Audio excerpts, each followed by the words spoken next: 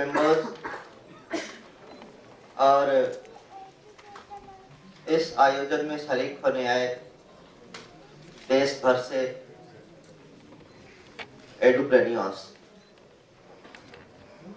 मैं आप सबों का इस स्थल पे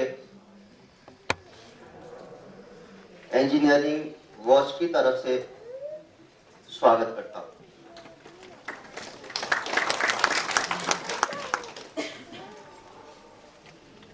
बंधुओं, एडुप्रेन्योर्स अवार्ड 2013 की जो संकल्पना इंजीनियरिंग वॉच द्वारा मेरे समक्ष रखी गई, सबसे पहले तो मैं उससे बहुत प्रभावित हुआ और मुझको लगा कि इन नौजवानों के मन में एक बहुत ही अच्छी बात, बहुत ही अच्छी भावना आई जो इसके पहले शायद किसी की सोच में नहीं थी। तो मुझे बहुत खुशी हुई। संसद में ऊर्जा मंत्रालय की स्थायी समिति के सदस्य होने के कारण तकनीकी बातों से, तकनीकी बिंदुओं से मैं अवगत होता रहता हूं। इसके कारण भी तकनीकी बिंदुओं की तरफ मेरा ध्यान कुछ ज्यादा आकर्षित होता रहता है और किसी भी राष्ट्र के भावी उत्थान में उनके तकनीकी कौशल में निपुण नवयुवकों की महत्ता होगी, ये बात बिल्कुल स्पष्ट रूप से स्थापित है। इस नाते जिन शिक्षा उद्यमियों ने तकनीक के शिक्षा प्रदान करने के क्षेत्र में कदम रखे हैं या कदम उठाए हैं, उनका सम्मान होना सम्यक और सार्थक है। आज तक हम शिक्षाविदों के बारे में ही बातें करते आए थे, क्योंकि सरकार ही एकमात्र शिक्षा उद्यमी बनकर उच्चतर तकनीकी शिक्षा के क्षेत्र में निवेश करती आई थी। परंतु आज की बदली हुई परिस्थितियों में शिक्षा उद्यमियों के एक बड़े वर्ग के सक्रिय होने से देश के लगभग 400 जिलों में 4500 इंजीनियरिंग कॉलेजों के सृजन से, जिसमें लाखों छात्र और छात्राएं तकनीकी शिक्षा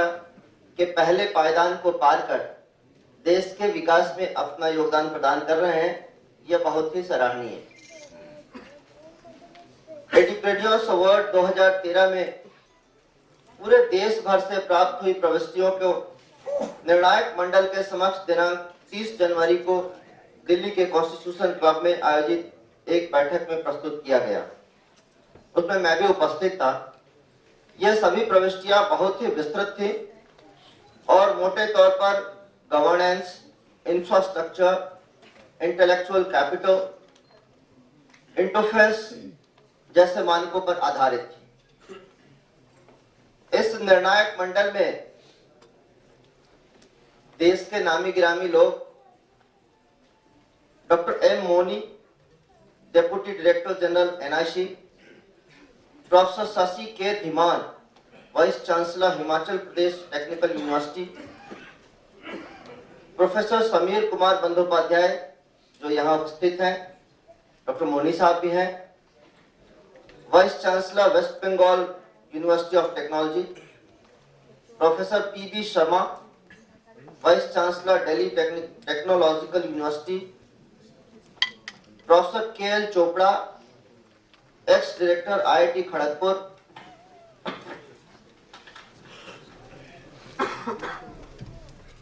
doctor Sandhya Chintala, executive director Sector Skill Council NASSCOM, doctor R K Khandal, vice chancellor Gautam Buddha Technical University, mister Vishu R Dusad, managing director Nuclear Software, doctor Geeta Rawat, joint secretary department of public enterprises government of India, और professor R P Yadav, vice chancellor Rajasthan Technical University. ये सारे लोग उपस्थित थे। निर्णायक मंडल ने इस सम्मान को एक दूरगामी आधारशिला प्रदान करने की दृष्टि से बड़े अभूतपूर्व और ठोस निर्णय लिए। नंबर 1, जो प्रविष्टियां विभिन्न राज्य स्तरीय प्रौद्योगिकी विश्वविद्यालयों के कुलपतियों की मार्फत से प्राप्त हुई थी, उन्हें तत्संबंधित कुलपति की गवाही मात्र पर ही सम्मानित करने का निर्णय लिया गया। नंबर 2, जो प्रविष्टियां सीधे प्राप्त हुई थी, उन्हें पुनः 24 मानकों पर तौलकर 3 स्तरों पर में मूल्यांकित करने का निर्णय लिया गया। इस हेतु ऑनलाइन इवैल्यूएशन पैनल बनाया गया, जिसके माध्यम से इन सभी प्रविष्टियों का मूल्यांकन किया गया। नंबर 3, दिनांक 10 फरवरी को निर्णायक मंडल की एक संक्षिप्त बैठक में विभिन्न श्रेणियों के पुरस्कार विजेताओं की सूची को अंतिम प्रारूप दे दिया गया। मैं इंजीनियरिंग वॉच को इस श्रम साध्य अनुष्ठान हेतु साधुवाद देना चाहूंगा और आशा करूंगा कि एडुक्रोनियस अवार्ड 2013 से सम्मानित सभी शिक्षा उद्यमी एक नव चेतना से अनुप्राणित हो भारतवर्ष की तकनीकी शिक्षा को वैश्विक स्तर पर अग्रणी बना सकें।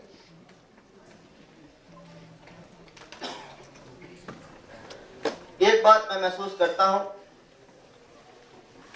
कि अपने देश की जो परिस्थिति है, देश में कई भाषाएं बोली जाती हैं, अलग अलग प्रदेशों में, अलग अलग इलाकों में अलग अलग भाषाएं बोली जाती हैं। जो बच्चा जिस इलाके में जन्म लेता है, वहां की एक न एक मातृभाषा है। शुरू से उस भाषा की उसको आदत होती है, उसमें वो सारा कुछ बहुत स्पष्ट रूप में समझ सकता है और समझता है।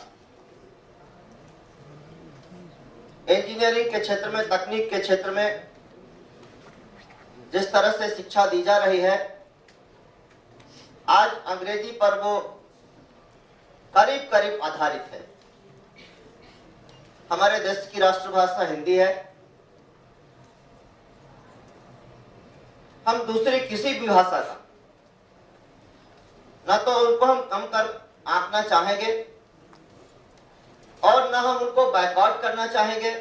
बल्कि स्वागत करना चाहेंगे, क्योंकि भाषा का ज्ञान एक ऐसी चीज है, एक व्यक्ति एक से ज्यादा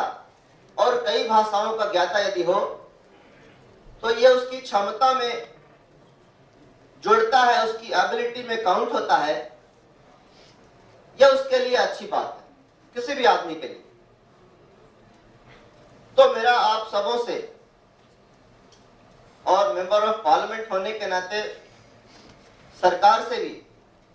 उचित मंच पर, पार्लियामेंट के अंदर भी मैं ये कहना चाहूंगा, इस बात को रखना चाहूंगा कि हमारी जो राष्ट्रभाषा है हिंदी, हम धीरे धीरे, अचानक हम कोई काम करना चाहें हम नहीं कर पाएंगे, एकाएक ये संभव नहीं हो पाएगा, लेकिन धीरे धीरे हम इसको पहले हिंदी और उसके बाद फिर जो हमारी आंचलिक भाषाएं हैं, थरूर साहब के लिए वो मलयालम हो सकता, मेरे लिए हिंदी हो सकती, किसी के लिए तमिल हो सकता, किसी के लिए तेलुगु हो सकता, किसी के लिए पंजाबी हो सकती, किसी के लिए बंगला हो सकता, उड़िया हो सकता, असमी हो सकती। तो धीरे धीरे हम अचानक हम हिंदी से सीधा यदि बंगला या उड़िया में ले जाना चाहें तो शायद सफल ना हो,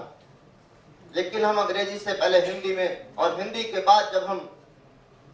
आंचलिक भाषाओं में आएंगे तो हमारे जो बच्चे हैं, हमारी जो बच्चियां हैं, कभी कभी मैं ऐसा महसूस करता हूं कि जो बच्चा अपनी पढ़ाई में बहुत अव्वल होता है, उसके पास नॉलेज की कमी नहीं होती, लेकिन किसी इंटरव्यू में जब वो जाता है, किसी साक्षात्कार में जब वो पहुंचता है, वहां उससे सवाल जब अंग्रेजी में कर दिया जाता है तो जो बातें वो जानता है, जिस प्रश्न का उत्तर वो जानता भी है,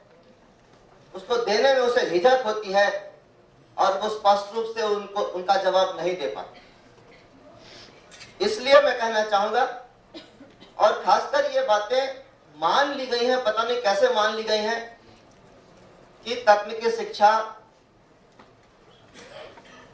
और दूसरी जो उच्च शिक्षा है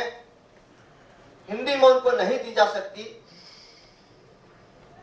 मैं ऐसा नहीं मानता।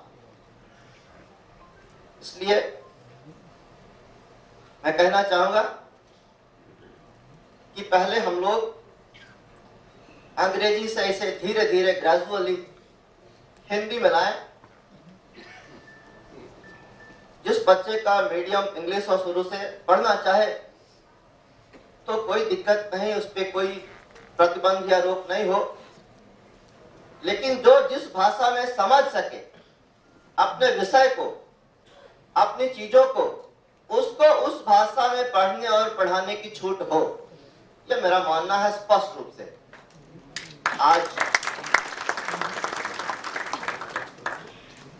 आज मुझे बहुत खुशी हो रही है और मैं अपने सभी हमारे जो छोटे भाई हैं रवि पोखन्ना जी, मित्तल जी और यहाँ आए सभी मेहमानों का फिर से स्वागत करते हुए यह आग्रह करूंगा कि कार्यक्रम को आगे बढ़ाया जाए।